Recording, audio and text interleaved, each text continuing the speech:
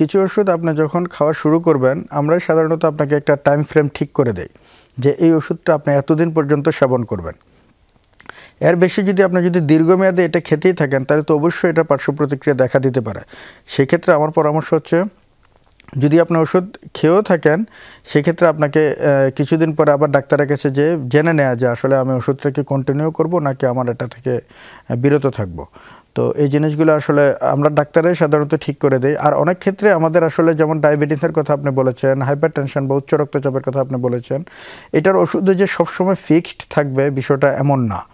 আপনাকে আমি মুখের ওষুধ দিয়ে ডায়াবেটিসের মুখে খাওয়ার ওষুধ দিয়ে ডায়াবেটিসের চিকিৎসা করছি, কিন্তু সারা জীবন যে আপনি মুখে খাওয়ার ওষুধ দিয়ে ডায়াবেটিস নিয়ন্ত্রণে রাখতে পারবেন বিষয়টা তো এমন না। হয়তো জীবনের কোনো একটা পর্যায়ে যে আপনার ইনসুলিনের প্রয়োজন হতে পারে এবং জীবনের কোনো একটা পর্যায়ে যে হয়তো আপনার হাইপারটেনশনের ওষুধ আপনি যেটা খাচ্ছেন সেটা চেঞ্জ করে আপনাকে হয়তো বাড়ানো লাগতে পারে বা কমানো লাগতে পারে।